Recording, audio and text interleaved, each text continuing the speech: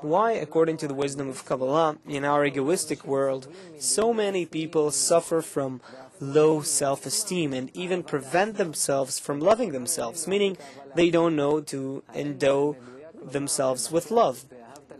Is it accurate to say that in the rule, love thy friend as thyself, you should first love yourself so that loving the other will have a purposeful, positive meaning?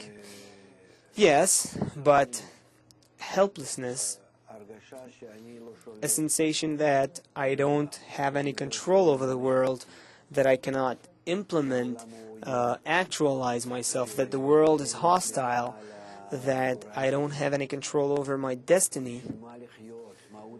What do I live for? What is the essence of life? The purpose and secret of life?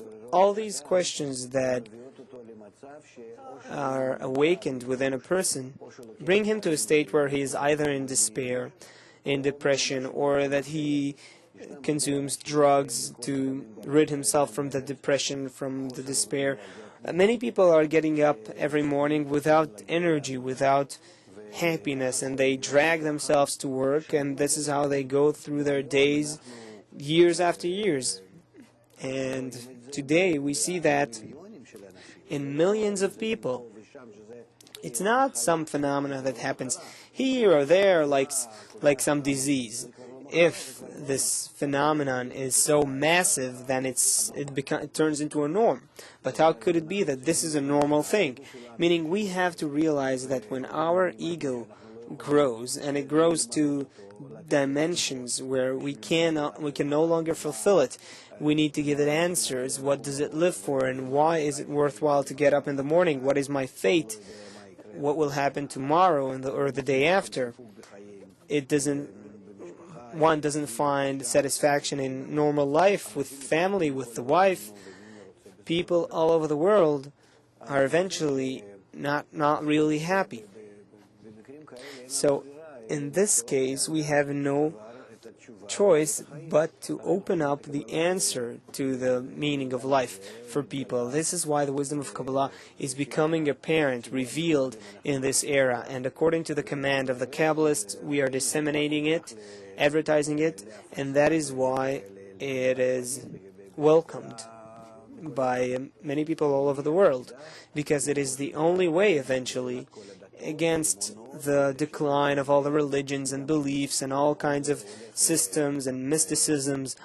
All of that is disappearing from the horizon, and only Kabbalah is now rising, and it is capable of providing the real solution. When the wisdom of Kabbalah gives an answer to the person, how does it affect his self-esteem? He starts seeing that he is a man that lives with a purpose. His purpose is to sympathize, to be equal to God, to the Creator.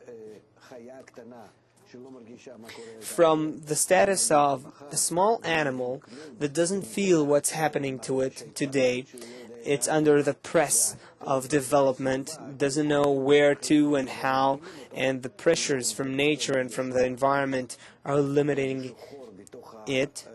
All of a sudden there is like a slit in that dark room from which he's able to exit, through which he's able to exit to the broad, wide world. And that is a salvation for the person.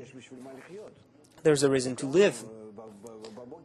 One gets up in the morning with vivid eyes, he's all energized, he lives in an adventure, like a small child that gets up in the morning and he only wants to run around and play. He's full of energy. Look what's happening to humanity. Everyone are like shadows, like zombies. The whole world is like becoming gray. And precisely in that state that unfolds as the light that comes from the darkness, the method appears which allows you to reach light. So precisely from that state where many people suffer from low self-esteem, this is a point, a place that is intended to bring them to the highest place in reality, to be like the Creator. Yes, these are the two extremes, the two ends. When one is revealed, you can reveal the other.